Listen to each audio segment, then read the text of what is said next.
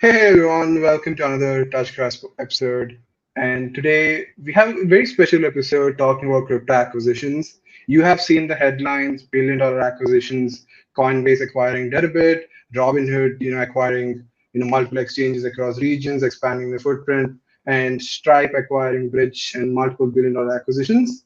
And today we wanted to understand like how these deals happen, their impact, and what happens behind the scenes. And we have with us JP from Merita to kind of dissect this and kind of understand why this acquisition boom is happening and what kind of impact it can have and how teams should think about acquisitions in crypto. Welcome, JP, this show. Awesome. Thanks a lot for having me, guys. Excited to Yeah, be I think here. I think JP, the first question I have is being in crypto is a niche, and then you're doing M&A in crypto, which is like another niche. How did you end up in this spot? Yeah, very good question. So let me maybe give you a bit of context on how I ended up in crypto M&A, and how we started Areta. But basically, my background is in traditional finance, private equity, and investment banking. So I was previously working for Blackstone, which is the largest alternative asset manager, where we used to acquire and invest in typically multi-billion-dollar companies across different industries, not crypto though. And so I have a background in sort of M&A more generally, and then got into crypto out of personal curiosity quite a few years ago. And at some point realized that M&A will also become a thing in crypto, right?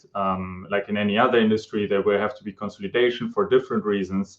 And in crypto, it's going to be very different than in the traditional finance and sort of traditional industries, right? Because obviously you have digital assets, tokens, new governance mechanisms, and I guess just generally a lot of things that are different in crypto than in traditional industries. And so we really saw an opportunity to be early on, to position us early on in this category, right? Understand really well how all these protocols and the industry works from a strategic perspective, and really then become the platform that facilitates all these strategic transactions in crypto.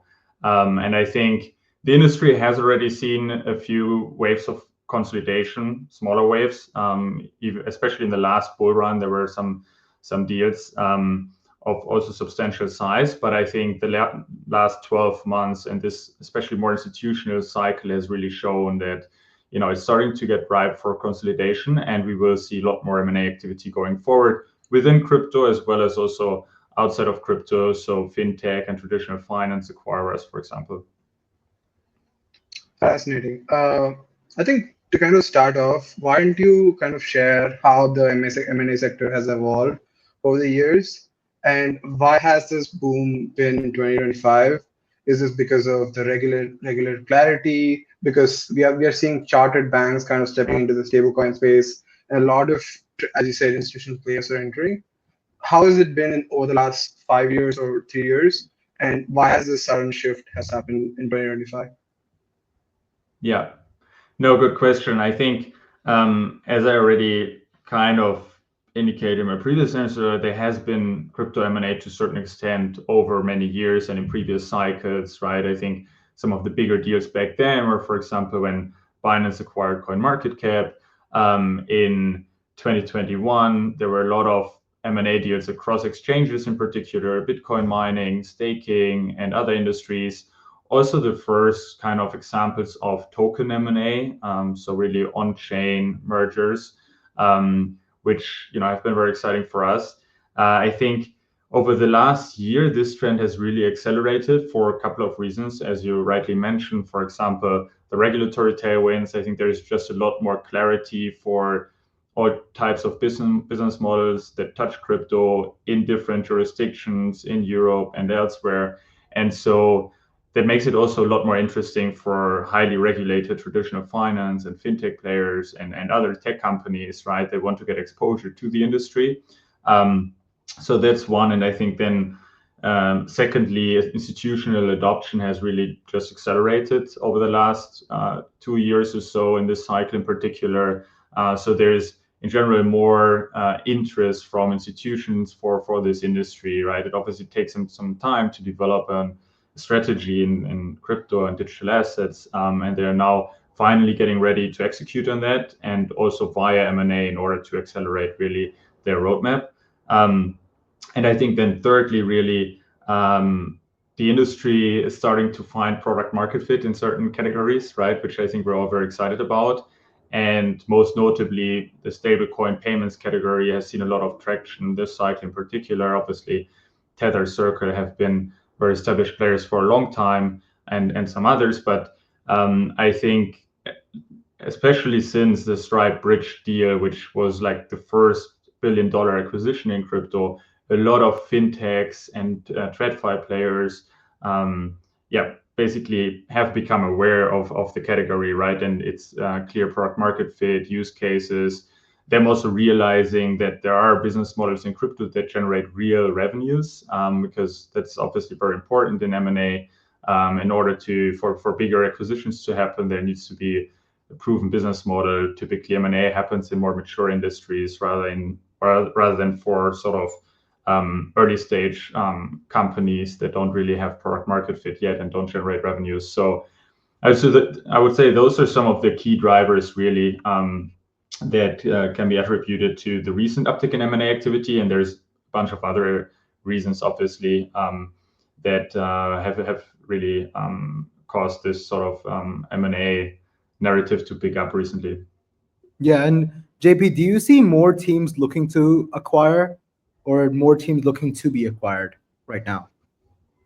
Yeah, that's always a good question. I would say, overall, crypto is a pretty fragmented industry, right? You have a lot of players in all different types of categories. I was just recently giving a keynote at Staking Summit and talking about staking provider M&A, which has been a pretty acquisitive categories, and you have over 400 staking providers in that industry, right? And so a lot of them are obviously very small and wouldn't necessarily be in a position to make acquisitions, but some of the largest one could potentially acquire other players, right? But just given a lot of these subsectors in crypto are so fragmented with a lot of small scale players, you probably tend to have more sellers than buyers, right? But at the same time, you also have a lot of buyers in this market that make multiple acquisitions, right?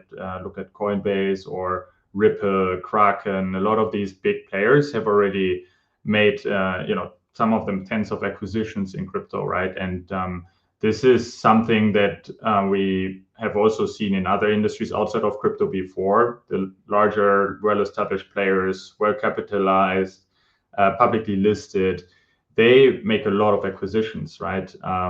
Basically ever since. And so I think what's really a positive development is that we now have a set of very acquisitive buyers, and this is not only limited to a handful of these big exchanges, but really broad across the space. So we've seen acquisitions from all these leading centralized, but also now increasingly decentralized players and protocols, and so the buyer set is really expanding also outside of crypto. And at the same time, I think more and more sellers are thinking about M&A really as a viable exit path.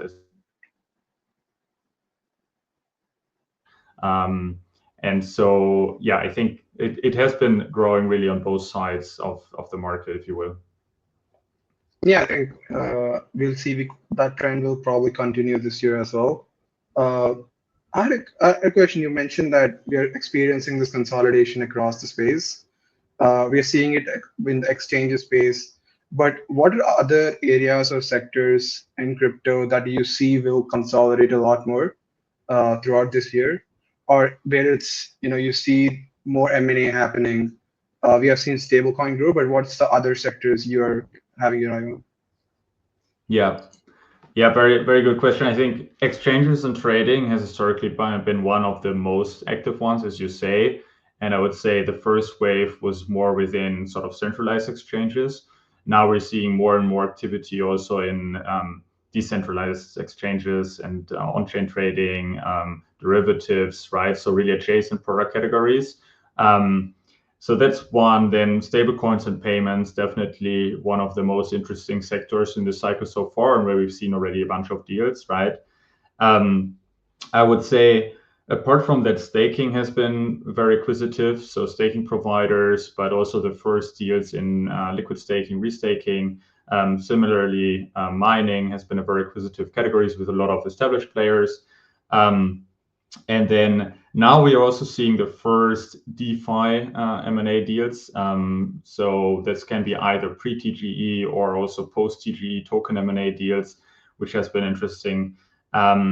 Market making and service companies are another sector. We just yesterday announced a sale of a crypto market making firm to a leading prop trading firm that has a strong footprint also outside of crypto. So that's been very exciting. And then also services firms, think of dev shops, marketing firms, all types of service providers in crypto, where sort of this business model is also very easy to understand and very synergistic for the equivalent buyers in traditional industries. Yeah, so those are some examples, and there's many more also on the infrastructure side. I think also interesting on the L1 and L2 side, there have been a few acquisitions. For example, L2 is acquiring ZK teams to accelerate their roadmap on that front. And yeah, I think some categories are obviously less mature and haven't really seen M&A, but I think it really goes in cycles, right? And sort of the ones that have the most M&A activities, such as exchanges and trading or staking and mining, they've been around for a long time, and so they're more mature, right? I think there's a lot of innovation obviously happening in crypto, and we see new categories that take a few years until they see really substantial consolidation. Yeah. Yeah, I think another kind of vertical I'm kind of watching, paying attention to is the interop space. I think there's like so many bridges coming live, and but I think this year we'll see like the major consolidation between the main 3 or 4 bridges controlling all the flow. And these guys are making like they probably will acquire other parts of their stack and to kind of aid all the chains. So that's another vertical I'm kind of, I don't know, maybe Rachit has more insight into wormhole making these deals. No, I think it's really interesting, and this is something that I wanted to ask JP as well.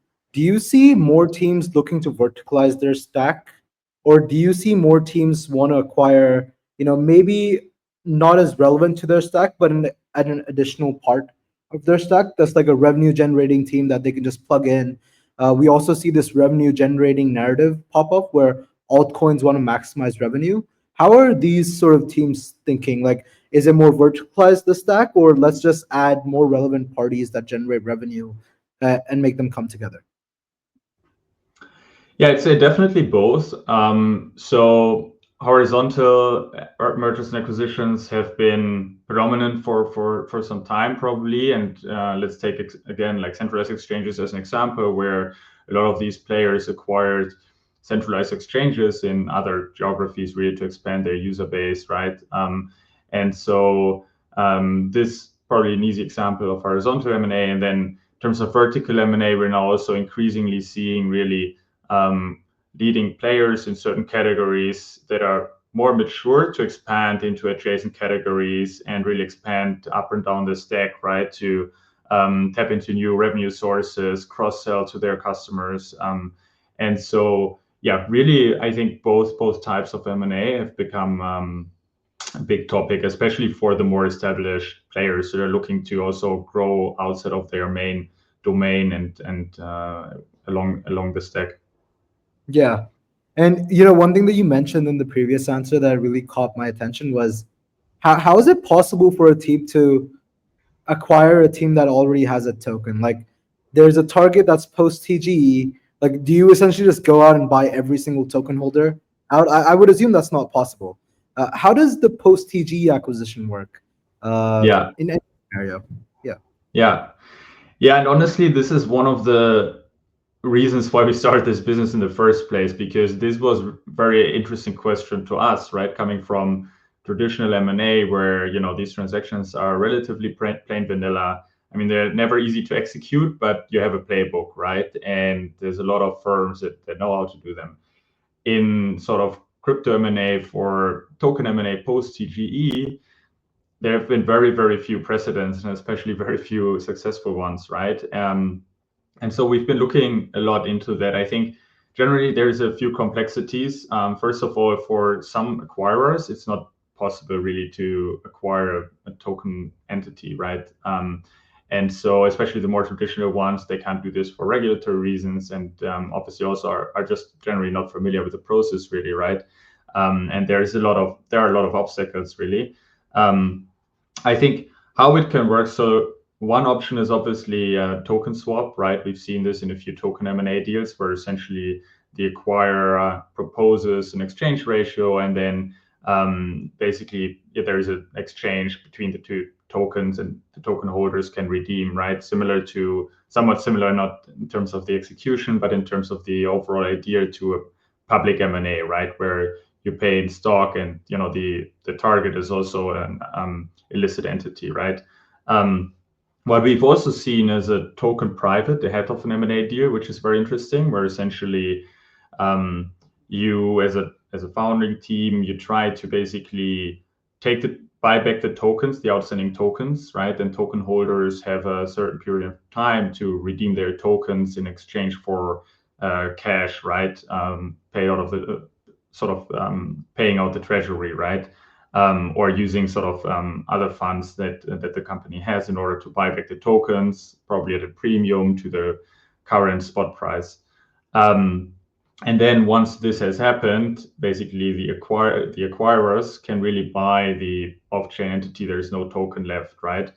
There have been also cases where the acquirer just buys the equity entity, and the token remains kind of independent, which is obviously more challenging from also community and governance perspective, right? So there is different ways of really going over this, and it depends also on obviously the setup of the protocol, right? Some of which might not even have an equity entity, but yeah. So case by case, I would say you want to ideally be in a position where you can address the biggest amount of buyers, right? And not have any sort of unclear legal and regulatory setup where sort of buyers would not feel comfortable making an acquisition.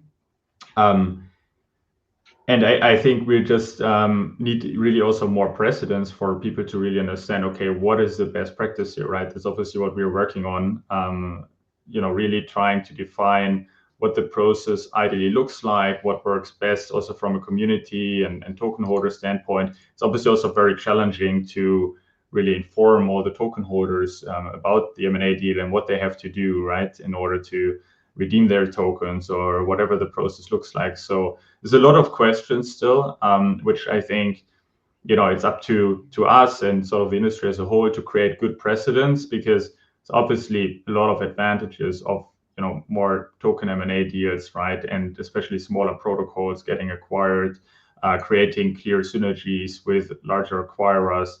And so this process really is an important, I think, topic for us. And I really hope that we can define more precedents there in the next few months and years.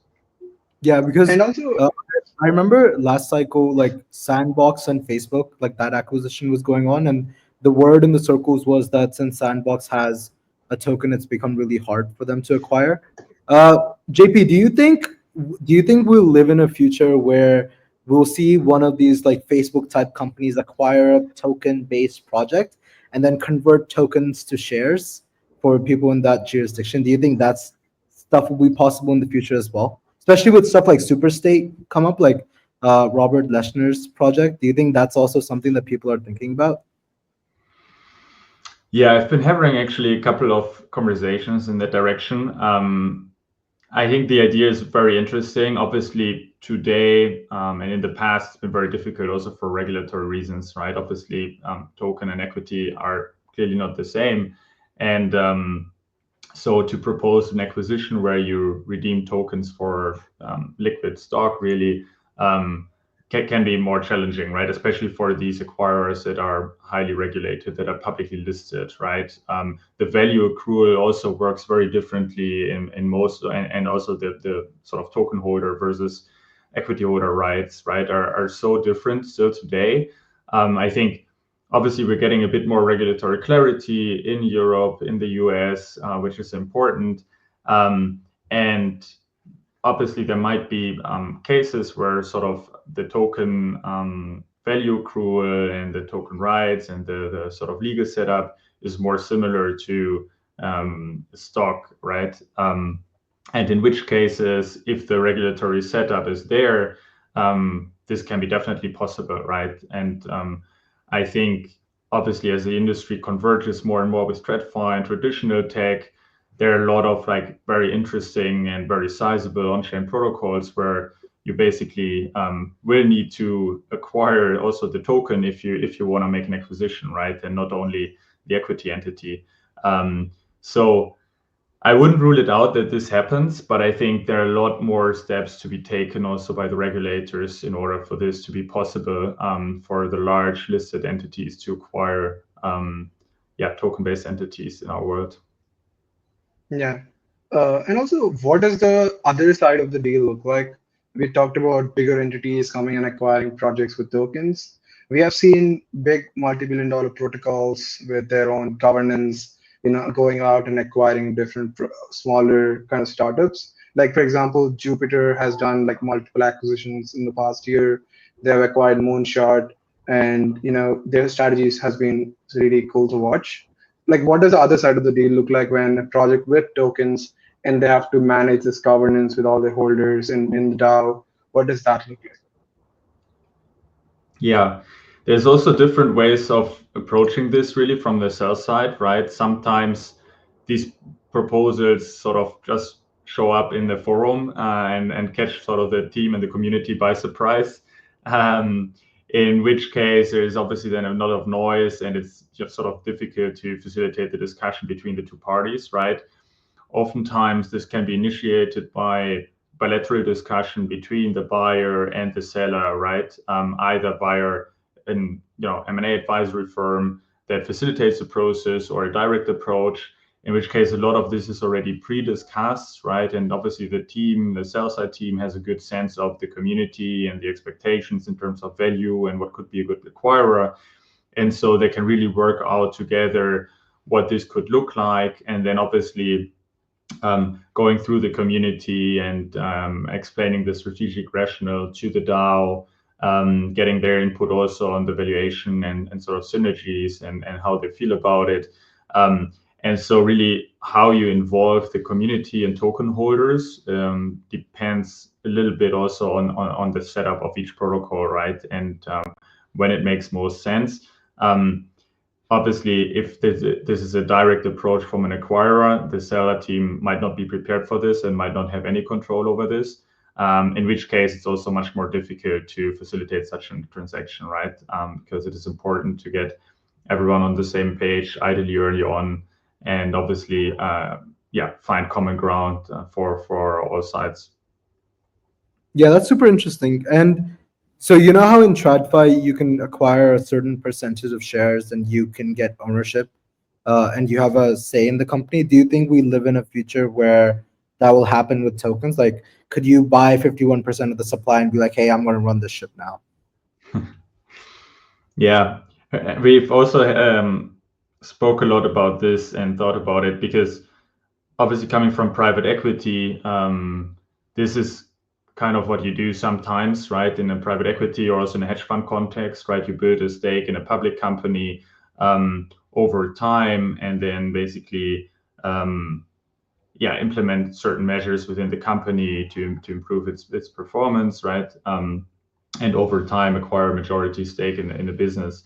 In crypto, we've seen a few attempts of sort of hostile takeovers or activist investors that are slowly building a stake in a DAO, right, to become more powerful and influential in the ecosystem. I think there are few success cases. Also very difficult to build a meaningful stake in public markets just because of the lack of liquidity, right? So obviously you can build a position if you already have a substantial stake as an early stage investor, buying OTC secondaries, and just trying to buy more liquid tokens over time. But it can take time, right? Unlike, for example, some stocks, a lot of projects just don't have the liquidity really to buy a substantial stake in a short time. And also, frankly, there are not many teams or sort of investment firms that focus on such kind of strategies, or also strategics don't really do this just yet.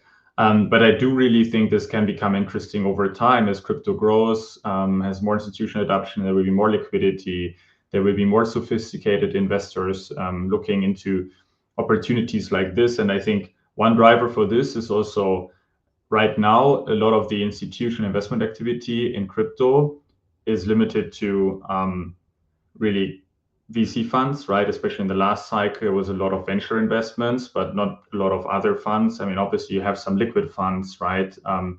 And some sort of different types of strategies, but it's very niche, right? If you compare this to traditional finance, venture is like a very small share of like overall institutional investment activity, right? I mean, private equity is much bigger. Think of all these, liquid asset managers, pension funds, and so forth. So you have a lot bigger pools of capital. And I think because crypto is such a nascent industry, the share of VC investments as part of total institutional investments is very high. But I think it will go down over time, also as the VC returns slowly coming down. Yeah, I had a question like you mentioned, compared regarding private equity and some of these M&A deals.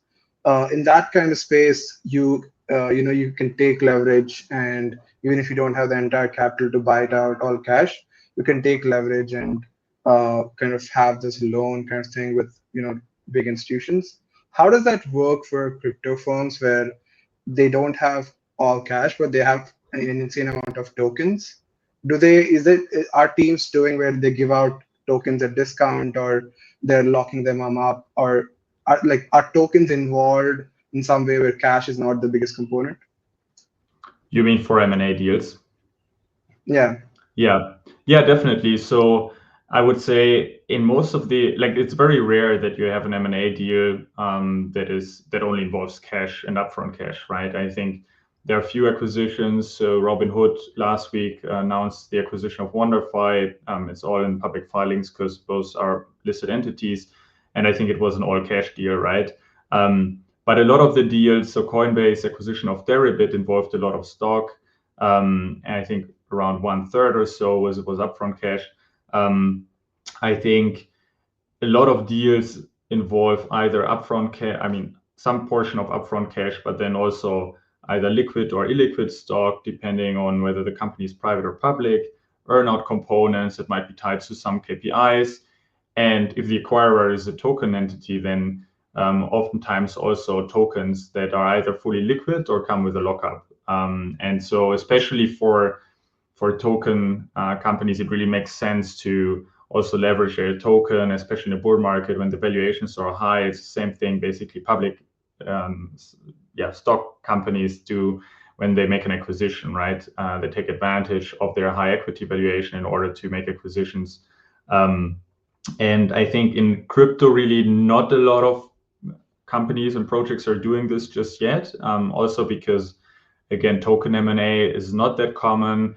A lot of founders are just starting to think about M&A as a toolkit, right? I think the whole M&A narrative has created a lot more attention, and founders, although they are obviously familiar somewhat with M&A, it hasn't been really a thing in crypto, and especially for a token project, right? And so now they're starting to think about this and really also realizing that they can take advantage of their token price and the big treasury they might have accumulated, right? I think that's also one of the reasons why we advocate for more M&A for, protocols. Sometimes these protocols have huge treasuries also in traditional terms, and a lot of the capital might not be allocated efficiently, right? And so makes a lot of sense to at least think about M&A as part of the broader capital allocation strategy and use your native token as part of that. Yeah, and JP, one thing that I wanted to ask was, obviously we have all this decentralized infrastructure where, you could essentially, take a leverage position against your token, have USDC, and buy do an acquisition. That probably isn't the right signaling to the community, or that is all on chain and projects might not want to do that. Are there also like similar to OTCs, like over the counter lending companies that help you build a USDC or stablecoin repository against your tokens that's all off book? Is that also a part of the M&A world in crypto Yeah. that the normal person doesn't see? Yeah, it's a very good question, because as you rightly say, especially in private equity, which leverage buyouts are essentially or rely on lending and borrowing, right? And obviously also strategic acquirers in a traditional context would oftentimes use that in order to make large acquisitions. In crypto, we haven't seen too much of this. I think the lending market has been relatively immature for some time, right? I mean, compared to the TradFi lending market within crypto, both centralized and decentralized lending, obviously relatively large categories. But especially acquisition-related lending is not really common just yet. And one of the reasons is also that I think you have a lot of options to borrow against your ETH and BTC and other majors, right? But if you're, let's say, a mid-sized token project, it might be not super attractive sort of to borrow against this, right? In terms of the terms you get, you don't have a lot of providers, so it's not really competitive, right? I think over time, as the industry matures and also the whole borrowing market becomes more mature, we will also see the first cases of really token-based borrowing in order to make acquisitions. And I think one of the problems still is obviously also the volatility of the industry, and especially the altcoin market, which makes it more difficult to get attractive borrowing rates, and also makes it a lot more risky for borrowers, really, right? To just leverage their balance sheet. Yeah, so many possibilities. Yeah, another question we have is, what are some teams that are doing M&A very well right now? Not only on the corporate side like Coinbase, but also on the startup level. Some of the DeFi teams. Any teams kind of catch your eye over the last like 12 months?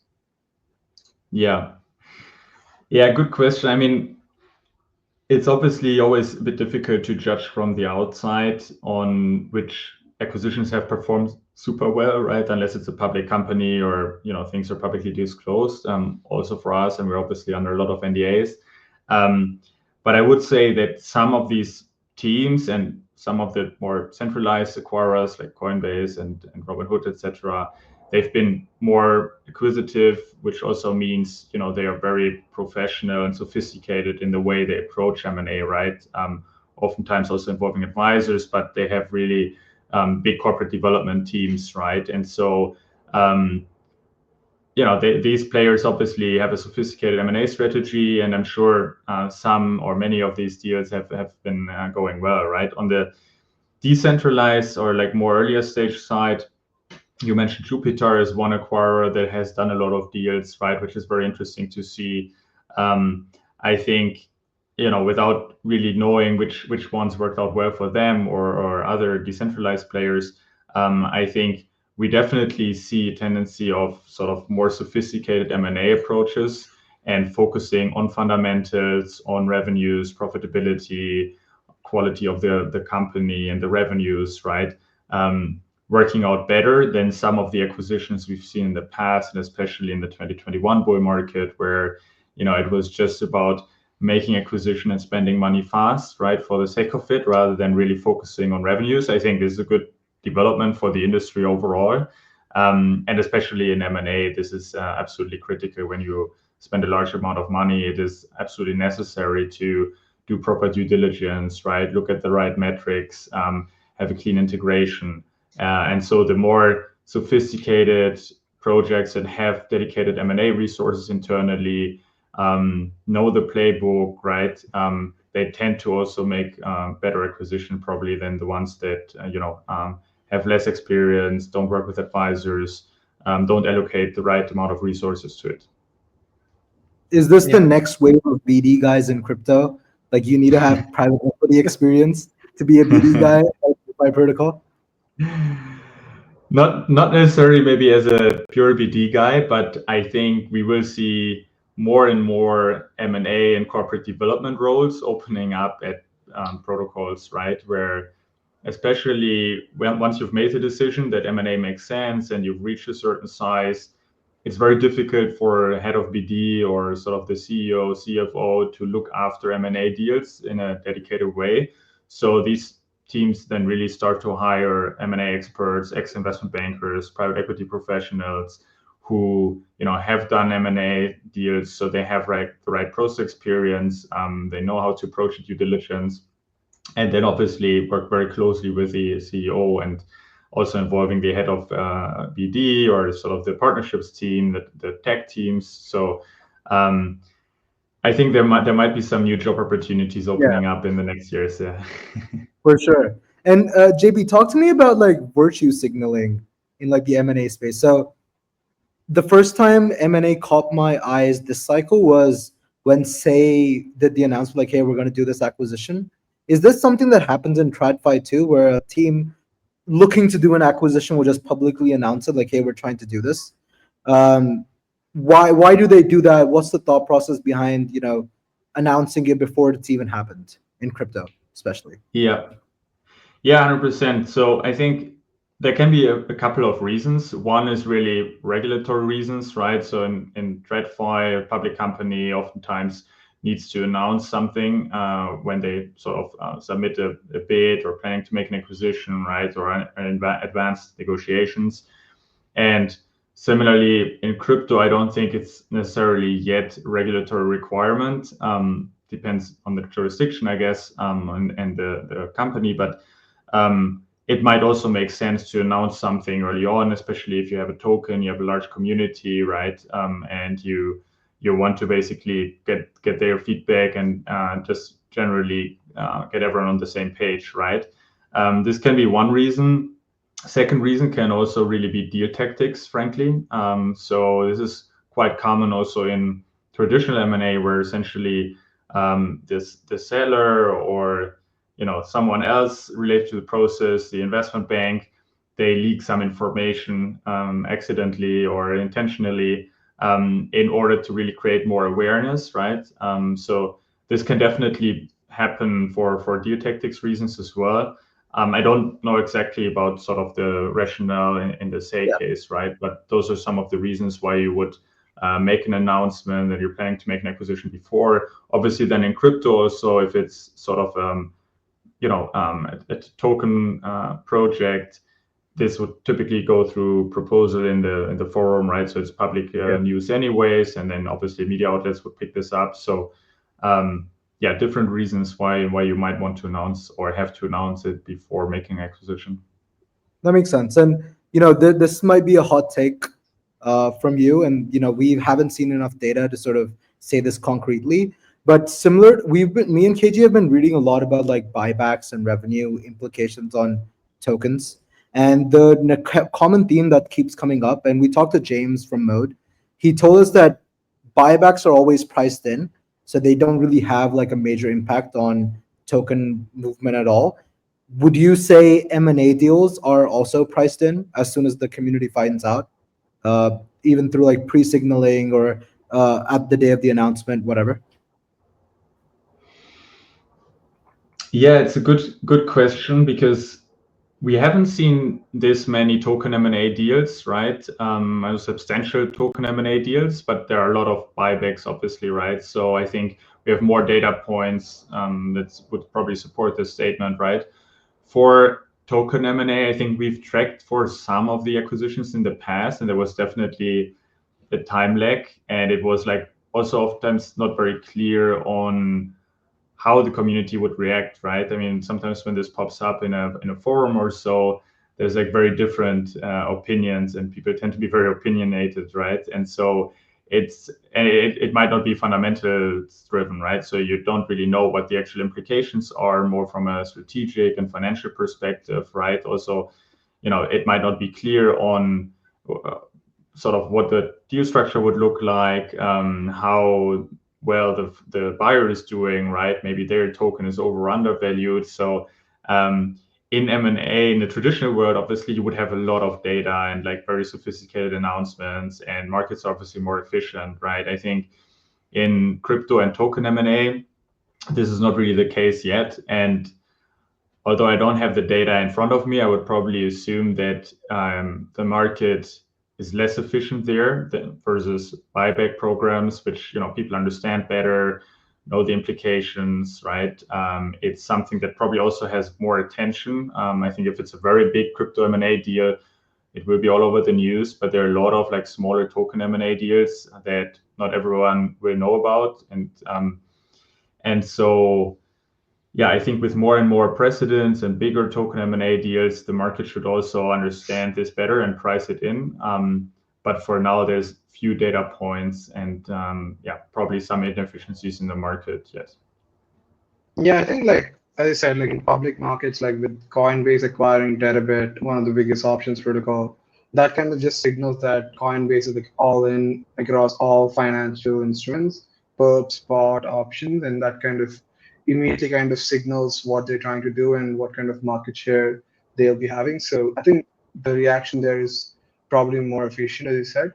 Also, I want to go back to the strategy of some of these M&A deals. A common theme is they also have their separate regional strategy to target different parts of the world.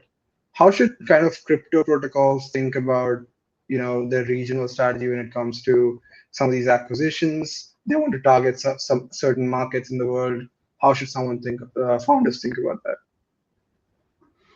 Yeah, that's definitely a theme we've been seeing a lot from exchanges, right? Where sort of you are, let's say, a large Asian or American exchange, and you want to expand globally because you have, decent market share in your home country, and so you acquire teams and exchanges in other markets, really, right? We, for example, just sold the leading exchange in New Zealand. They basically own the entire market there in terms of trading activity in crypto, to one of the leading players in Australia, right? So this is a good example of a regional consolidation, right?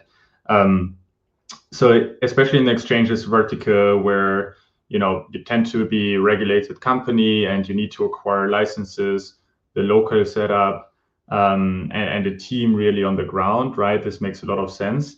I think for DeFi protocols, for example, where your user base is completely global and distributed, it hasn't been really a topic in the past, right?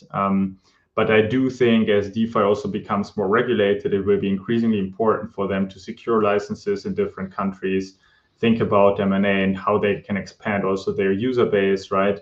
Obviously, some protocols, although they're like fully global, tend to have a more sort of local user base in certain countries. So they might want to acquire, let's say, a team in Asia or in the US, right, wherever they have some complementary user base and team resources. So I think this will become also a more important topic, especially for regulated entities and as the global industry really becomes more mature and regulated.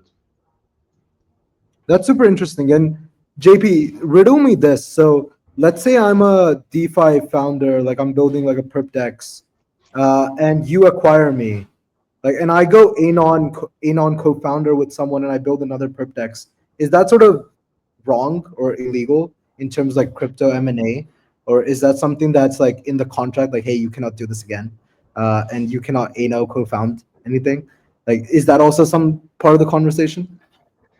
Yeah, so what oftentimes happens is actually that the acquirer wants the management team to stay on at least for a certain period of time, and there will be some non-compete clause, and they might even have sort of an earnout that is tied to sort of certain KPIs such as retention and revenue growth, profitability over many years. So you might not even have the incentives to do so, but you might also just legally be not allowed to build a competing product within a certain period of time or so. So this can be challenging. Yeah, that makes a lot of sense. Okay, so another question that I had, and this is gonna sound a little weird, but let's say you were advising Hyperliquid and they were like, we want to buy a centralized exchange, which, with Yeah. their revenue, they probably could. What would that process look like in terms of like, okay, JP, help us buy a centralized exchange. How do we scope it? How do we target it? How do we get one? What are the things you would look for? What does a typical life cycle of that deal look like? Yeah. Very interesting case study. So, I mean, first of all, the centralized exchange market is very fragmented, right? And you have players of different size in different regions with different focus, right? Being more retail, more institutional focus, um, and obviously also supporting different assets and different kind of license setups, etc. So I think it would be first of all good to understand what sort of yeah indicative transaction size could look like, right? Obviously, as you say, Hyperliquid has a relatively high valuation and a decent treasury size, I guess. So they could probably go big. Then the question is, what would they be interested in, right? In terms of product features, what is most synergistic? Is it a spot exchange, a derivatives exchange, right? What is a relevant geography and like license setup they would be interested in, right? So are they keen to really expand in a regulated way in Europe and want a micro licensed player and a local team over there that becomes Hyperliquid Europe, for example, right? And so there's probably a bunch of more questions also on the sort of technical and product side, whether it's more on the whether they're looking to maximize sort of trading volume and expand into spot trading or other areas, whether they're looking to expand more into B2B and institutional clients, right? So lots of questions that you have to answer up front and like map out what the ideal target would look like. And then you would really screen the market. I guess we have already very good overview of what the centralized exchange landscape looks like, which players would be a good fit from a strategic product and also financial perspective. And then you would really approach those and see what whether they're open to it, what the price expectations look like. You obviously do quite extensive due diligence on them, right? On the financial, legal, tax, regulatory, product, tech side. So it's like a lot of different areas where you really spend weeks and months understanding the business, right, and the synergies before then at some point submitting a formal offer and executing the deal. So these processes usually take months, and especially if you don't have a specific target in mind and first want to map out the market, understand what players could be a good fit, it's typically an internal project that can take a long time. But centralized exchanges, obviously, as we discussed already, very acquisitive categories. So there are probably already a couple of targets that could be acquired. So if Hyperliquid has a rough idea of what they would be looking for, they could really quickly execute on that and acquire a SEX. Yeah. You know what? My prediction is Hyperliquid probably buys Mexi in the next 3 years. That's what I think. Like decent enough for them to buy it. Their listing strategy aligns as well. Super interesting. And then JP, would you say most acquirers in the space already know who they want to acquire, or do they give like more directional sense, like, hey, this is the industry or like the category we want? Yeah, more the latter. So typically the CEO, the board, they will have a strategic view on where they want to take the business, which geographies or categories they want to expand into via M&A, whether they have the capital really to make acquisitions, right? And then obviously they already have existing relationships with a lot of potential targets, either via partnerships, strategic investments, or personal relationships. So they will know a lot of buyers, but I think especially in this market, there's a lot of inbound driven M&A. So, companies you might not even know about, or that, you didn't know they were for sale and suddenly they're running a sale process. And then you also know, I mean, once there's an M&A advisory firm involved or an investment bank, okay, now they're really for sale and there's a timeline, right? So typically the advisor would set a timeline and the deadline for the bids. And so there is some kind of urgency. And you will also know that your competitors are looking at it. So you would really think twice about this opportunity and whether you would explore it more seriously or pass on it, because there's obviously now a window of opportunity that might disappear afterwards. And although it might not be 110% the fit or the priority for you, it's still very, very relevant, right? And so to answer your questions, oftentimes they know what they're looking for because it is part of their strategic plan, but some of these players are also very opportunistic and just generally keen to make acquisitions. Others are like extremely targeted and start some bilateral discussions with a target that they think is really a good fit, but they won't really look at anything else, or they might not have the firepower to execute on a broad M&A strategy. Got Yeah. it. And also Go for it, KJ. when there are like multiple offers for the product, like how do they just go with the highest bidder, or what kind of alignment do they look for after the acquisition is done? Yeah, so this is obviously the best case scenario, right? You run an M&A process and you get multiple offers. And in previous years, it was more difficult to find one buyer. And now, yeah, it definitely happens in M&A processes that you have a couple of interested buyers. Sometimes the proposals are very similar. So you might run a second phase of the process where you give them access to more information and try to increase their bids really.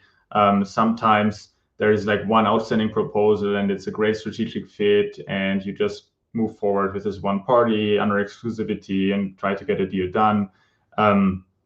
Obviously, in most instances, you would also choose a party that is the highest bidder. But there are also reasons why you would prefer someone who is not the highest bidder on a headline basis, just because their transaction structure is not as interesting, right? So they might offer a higher value, but some of it is deferred, so payments in the future, or some of it is illiquid stock that you don't believe is worth as much as they were valued at in the last round. So different reasons why you would choose a proposal that is not on a headline basis the highest or most interesting one, right? Can be also for personal reasons, right? Your personal tax liabilities, your personal preference working with someone, because even when you get acquired, you might still have to stick around for a few years. So yeah, I guess proposal always needs to be somewhat competitive, but there are very, very different reasons really to consider and to make a decision on which one is your preferred bidder. Yeah. And JP, I know we're closing in on the hour. We usually ask two questions that are like our primary clips for every episode. For this one, it's probably going to be two because there are two sides of the M&A world. And the question goes as follows. JP, what's your number one advice to any company looking to make an acquisition in this market? It would be easier for the other side, but I think for anyone to make an acquisition, if you haven't done an acquisition, it makes sense to, first of all, think about it very thoroughly, speak to advisors, us, but also other firms that focus on this and that have a really good overview of the market and can also potentially present you some opportunities or give you an idea of like the different categories, how you would value business, right? To get a sense of what capital you would require. But at the same time, I would also just say that it's a very interesting time to think about M&A as an acquirer, just because you have all this activity and more sellers really willing to discuss M&A, and obviously also more reasonable or sort of fundamentally driven sort of valuations and M&A discussions. So I think the processes are becoming more structured, and M&A is really becoming a more interesting toolkit for buyers. Yeah, and then I want you to flip that. Give me the number one advice for a seller in this market. The number one advice would really be speaking early on to an advisor, an investment bank about the process, because what we're still seeing in crypto, much more so than in traditional industries, is that some founders don't have experience with M&A. They get approached by a potential acquirer and they think they can do this by themselves, and it makes sense to just go with that acquirer, right?